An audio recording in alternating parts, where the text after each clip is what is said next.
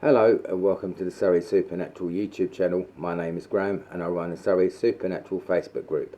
And today I talk about the mysterious goings on in Clapham Woods.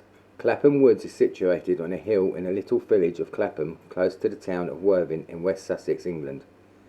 This patch of woodland is of about 15 acres in size, and due to the mysterious goings on within the woods is of interest to paranormal and UFO investigators alike. It is thought that all the activity is a reasonably modern thing, but in fact the strange happenings have been going on for hundreds of years after a report by someone of a strange bright light the size of a full moon was seen descending into the woods, followed by a strange smell of burning. According to an article, there is a strange crater situated within the woods and no one knows what has caused it. Some people think it could have been caused by a stray wartime bomb, or it was made by the local brickworks situated further downhill in order to get soil to make the bricks. What makes the crater strange is that no vegetation at all grows within it. In the late 1960s, a Paul Glover was walking along on a still starlit night in the direction of the woods. It was around 10 p.m. when Paul and his colleague spotted a strange boomerang dark shape moving quickly towards them, blocking out the light from the stars as it did. They decided it could not have been a cloud, as it kept its definite shape as it moved along and was on a set course. All of a sudden, two bright lights appeared in the sky near the shape. One of the lights seemed to release a smaller light, which seemed to travel towards the other of the bright lights. About an hour later, the two men spotted two yellow lights descend into the woods, followed by two more pairs. Back in 1967, in a nearby village of Rushington, two schoolboys, John Arnold and Tony Newton, were playing with a Ouija board when they claimed it spelt out Clapham Woods, of which neither of the boys knew of, and that it was a base for spacecraft, and that one had recently landed there to collect sulphur and other chemicals. In 1972, a telephone engineer was said to have seen a strange object hovering over the woods before it suddenly veered off. At about the same time, a couple walking in the area saw a strange craft over the woods suddenly shoot a beam of lights down into the woods before it flew off. In the 1970s, a church warden from the local area who liked to go into the woods to record a song of the nightingales, but one day he realised they were no longer singing and that the woods had gone strangely quiet. Workmen who had been working in the area had also claimed that it seemed devoid of wildlife, as if they had all disappeared. People walking within the woods would suddenly fall ill with stomach cramps and headaches. Some people have also reported being pushed over by some unknown invisible force and to feeling faint. One incident saw two men walking together when they were taken ill at the same time. One doubled over in pain with severe stomach cramps, while the other held his head, screaming as if it felt his eardrums were being pulled out of his head. The two men somehow managed to stagger on about another 50 yards when suddenly all the pain started to stop.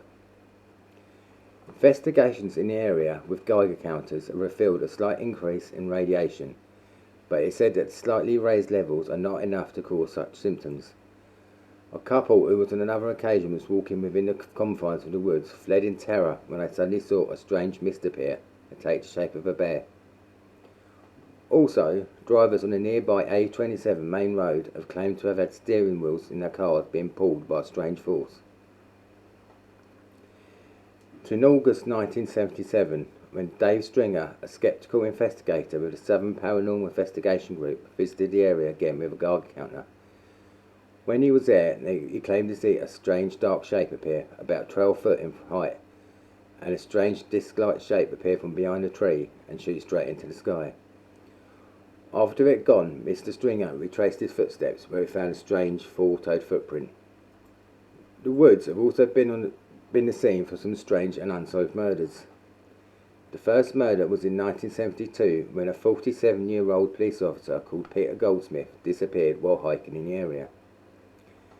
Mr. Goldsmith was a very fit man and was an ex-Royal Marine Commando, so wouldn't have been an easiest person to overpower. Mr. Goldsmith was last seen walking briskly along a path carrying a holder in the vicinity of the woods. 6 months later, the body of Mr. Goldsmith was found in a thick patch of brambles. The second reported murder was of a Mr. Leon Foster, a pensioner who was walking in the area in the summer of 1975 when he disappeared.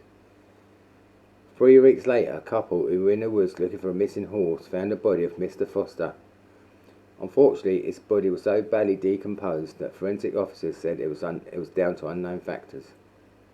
The third was the strangest.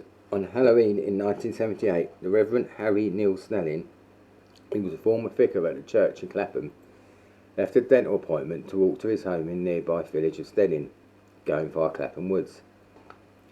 The area was completely searched, but no sign of his body was found until 1981, when it was found on the nearby South Downs by a Canadian tourist, who decided not to contact police till he left Britain, when he wrote to them enclosing Mr. Foster's credit card. The fourth murder was the only female. Gillian Matthews disappeared in September 1981. Gillian Matthews was a homeless schizophrenic, and her body was found 6 months later and was found to have been strangled and raped. A man called Jim Withers was jailed for the murders, but something does not seem right with this. All the murders didn't seem to fit the normal pattern of a serial killer, apart from that of Gillian Matthews, who was the only female and had some sort of sexual gratification to the murder. Otherwise, all the other murders were all male, and it also seemed there was no sexual intent to these murders. Also, there was a big gap between all the murders, where a typical serial killer would carry out his deeds with a short time frame. Another strange occurrence in the woods is that of animal disappearances. This could be linked to the various UFO sightings or to satanic rituals, which you will find out more about later. In April 1975, a pet chow disappeared into a clump of trees while being walked by his owner, Peter Love. The area was searched, but the chow was never found. The 2-year-old collie was walking in the woods with Mr. John Comfort when it ran off between two clumps of trees known as the chestnuts. And again, after searching, the dogs was never seen again. In some other cases, a golden retriever was found paralysed, and a pug had an epileptic fit, having never suffered with them before. As news spread of these strange occurrences, other dog owners came forward to report that their dogs had some strange experiences, or that the normally placid dog would suddenly become aggressive for no apparent reason. One dog owner said a dog started to act strangely in a certain area, running around in circles with its mouth foaming and its eyes bulging in terror. As if all of this wasn't concerning enough, things took another turn in the case of the woods when a book was published called A Demonic Connection by Tony Newton, whom you might remember as one of the schoolboys, Charles Walker and Alan Brown. This book laid claim that Clapham Woods was in fact the home of a devil worshipping group called the Friends of Ectate, and that these were in fact the reason that dogs would disappear within the woods, as they were being captured for use in animal sacrifice. This wasn't something new, as in the 1970s, David Berkowitz, who carried out the son of Sam killings, claimed he was connected to a satanic group, and that there were regularly used dogs within its activities. Fortunately, dogs aren't the only animals that would normally be used by these groups. Horses are also considered a prime target for devil worshippers, and this could be the reason that some horses had disappeared or been mutilated within the area of Clapham Woods. Then, in 2010, a local paper in Brighton reported that a strange plaits had been found in the manes of horses, and that these were connected with witchcraft, and that some horses that had been found with the plaits had suddenly disappeared. The police in the area claimed they had been contacted by a warlock who had told them the information about the plaited horsehair. One man claimed that he was in the woods with his horse when he tied it to a tree to go and answer a call of nature, but when he returned his horse was nowhere to be seen. He searched the area for ages, but his horse was nowhere about. One of the co-authors of The Demonic Connection, Charles Walker, claimed he was contacted by one of the satanic cult who met in the woods and asked to meet him within the woods itself. Charles Walker cycled to the spot where the member had asked to meet him and was spoken to by the mysterious person who was hiding behind some bushes. The voice warned Charles Walker not to investigate the Friends of Ectate, and also warned him that they fully intended to use the woods for at least another decade. Charles Walker was also informed that the Friends of Ectate were friends with very high places and would not stand for any interference.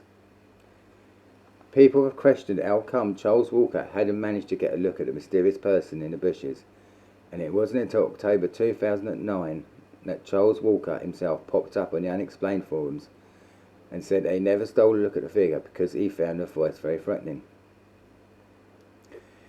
The Friends of Acarte, if they ever existed, never got to use the woods for another decade due to the big storm in 1987, which damaged large areas of woodland and also damaged trees on the nearby Chanterbury Ring. Charles Walker claimed that due to the storm that Clapham Woods was now cleansed of the group's activities. Charles Walker one day decided to visit a church at Clapham and noticed an old barn in the grounds of the nearby manor house. Remembered that the voice had told him that when the weather was bad, that they had other arrangements.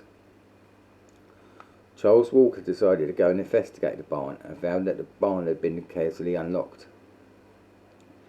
When he walked in, Charles found the middle of the barn decorated in the form of Satanic chapel and automatically decided to take some pictures. When Charles left the barn, he found himself face to face with a shotgun wielding local. In September 2002, Charles Walker said he had been ruthlessly staking out the woods once a month for 30 years, trying to catch up with the Friends of Acarte and to find out their activities. Up to now, Charles had no luck catching them and occasionally pops up on paranormal forums to talk about the dark happenings in the Clapham Woods. He claims that he's found evidence of ritualistic practices, including candles and animal bones, on the site of an old gibbet, and also says he has a friend who works in animal welfare that claims that pets are still randomly going missing around the area. To this very day, visitors to the woods claim that the effect is all strangely quiet and devoid of any birdsong. Some occult circles now believe that the ley lines that run through the woods are now toxic and attracts unbalanced people. Now it tends to attract different kinds of thrill seekers, a different place for people to spend their birthdays, stag or hen do's.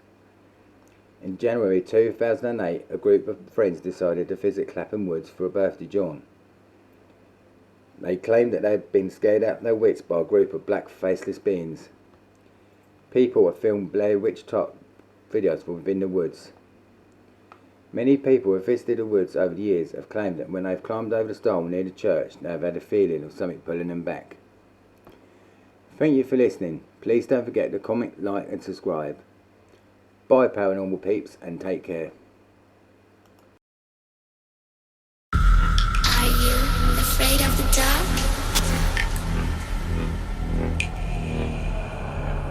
Are you scared?